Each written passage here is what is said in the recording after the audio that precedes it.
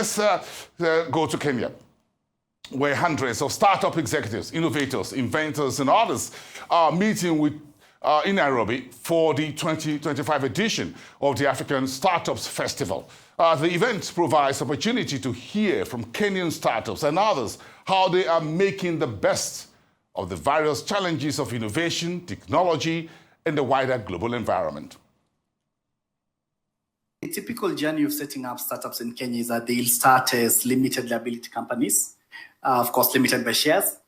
It is, I'd say, in terms of process innovation or policy innovation, the company's registry is by far the most progressive because it's actually comparatively across the continent.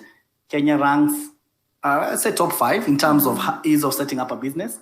And of course, with frameworks such as eCitizen, where you can actually just log in and set up your business.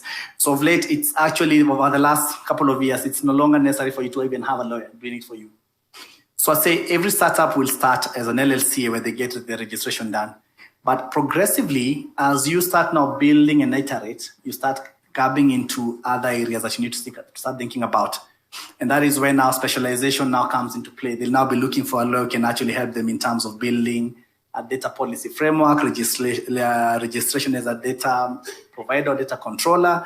And as you move along the line, depending on specialization based on sector, it becomes relevant for the startup not to start arming themselves with knowledge for where to look for this information. And that's why, to answer your question in a straight answer, becomes extremely hard because it will depend on exactly what you're setting up. Yeah. That's a good one. And I want to throw in a challenge. Mm-hmm. I mean, for sure, Kenya, we're doing well from a BRS point of view. But then what is the preference for the regulatory framework working better for startups going to Mauritius and other places? Is it a question of what's working and what's not working? Is it a question of the structures that exist in those countries? Mm-hmm. What is that is appealing to me as a startup to go register in Mauritius? So a big part of, for example, why corporate venture building has become a topic right now, and that's why we're discussing it, is because the startup ecosystem is primarily not driven by local investors. So if you look at majority of startups being set up, if the end goal is to fundraise from across global markets, the type of setup becomes important. This explains why we have a lot of startups which are domiciled in Delaware, for example. It's not that Delaware has unique advantages for a business operating in Kenya. It is only unique to the extent that you're going to fundraise in Delaware. So if you want to move to Mauritius or the other places for a startup, the incentive is actually fundraising. For a corporate, it could be different. It could be tax planning and so on and so forth.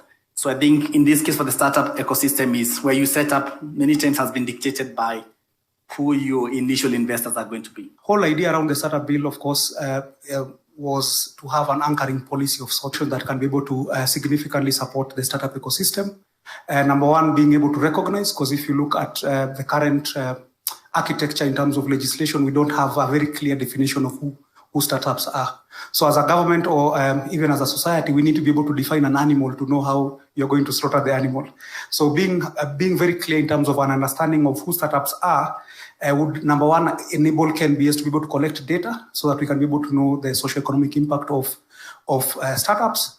Of course, this is also tied to budgeting. So again, we need to be able to have some mandate in terms of an organization or an entity that can be able to support startups. And of course, in government, mandates and resources follow each other. So without some anchoring policy or legislation, then it's very difficult for us as a country to be able to support startups. So I think that's where the conversation started.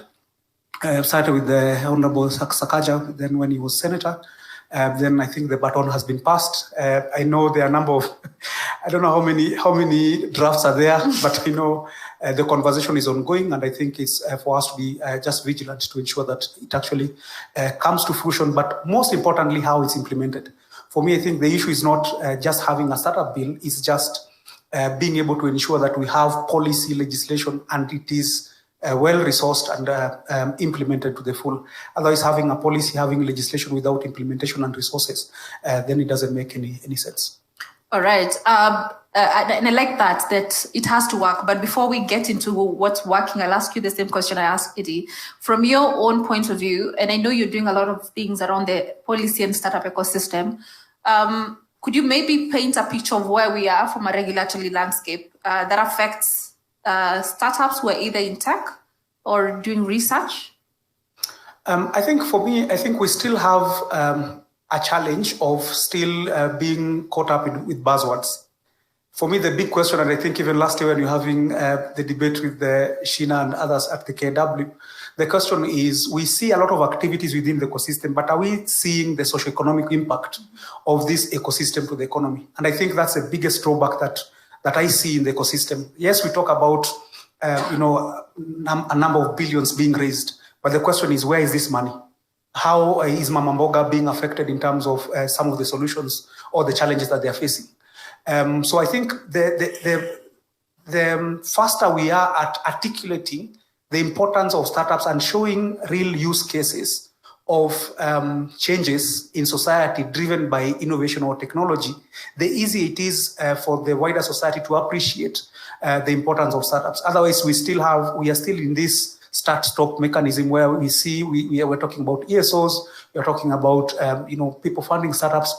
But if you are to typically just go to maybe an M-Pesa shop for my mom who is in Buruburu, do you think she can feel the impact of innovation outside of M-Pesa? Because every time you look at reports, it's always M-Pesa, M-Pesa, M-Pesa. The question is it that we don't have any other innovation that is happening in Kenya? So I think there has to be a mental shift in terms of our entrepreneurs.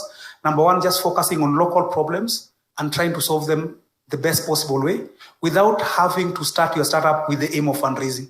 Because a lot of conversations we have with a lot of innovators is, I'm fundraising. The question is, are you really solving a problem in Busia?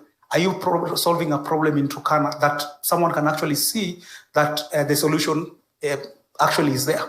I think the sooner we start showing those use cases of real impact, then possibly that can drive policy, can drive resource allocation. Because even when we were doing the startup bill a while back and we were talking to legislators, the first question they would ask is, show me. You're talking about startups, show me. They look at KNBS data, they don't see it. They look at any data, even within counties, they don't see the impact of, or even give me a case study telling me this is a solution that has had this kind of impact in this society. So I think that's the narrative that I think we're missing, that I think maybe sooner or later we need to start addressing. What has worked? I mean, I'm glad that you've used M-Pesa as a good case study. M-Pesa was invented in 2005, maybe registered as a patent, I think 2 years later. But we're still talking about M-Pesa. But we also know that when M-Pesa came into the market, there was nothing like that in our regulatory and policy systems. So we had to innovate around policies. So what is working that we can say, you know what, this is not, I know we can come in and say we're struggling with bills, we're struggling with all that, but what can we say that this is working? For us as corporate venture builders, and we, in the ecosystem, we've become quite practical. And the practicality of building a corporate venture, for example, if I'm building a venture for Britain, there are certain fundamentals that I'll not overlook. For example, I will not build a business for the sake of fundraising. Because remember, I'm building this business, it must have market fundamentals. Market fundamentals meaning they must have a customer, they must demonstrate impact, they must demonstrate growth, and we must be able to see a trajectory of bottom line, meaning that they must show improvement of profitability across years. So what has not worked for us is, if you look at the story of M-Pesa, and I was actually saying that during the CEO's breakfast, I was saying that the story of M-Pesa is an extremely unique story because M-Pesa was incubated by Faulu Bank. If Faulu did not incubate the idea of M-Pesa, there would not be M-Pesa today. And therefore, what has worked is where corporates have actually handheld innovation, tested it with their current existing customers, validate it, and then scale it. So if you look at the trajectory of what happened along the way, is that there seemed to be a serious effort to push corporates out of the innovation space. And this conversation was taken over by either VCs, accelerators, ESOs who are building this. And that has created this thing that Victor is talking about, where startups are built without market fundamentals apart from ability to fundraise and pitch. If you look back, and I keep saying that the startup ecosystem in Kenya isn't responsible for job creation. It is the SME space that is responsible for job creation, which tells you an important part of why M-Pesa worked and other startups are starting to work. Because once you build it with the right fundamentals, we are creating jobs, we are solving solutions, then the need for us to fundraise becomes a bit lower.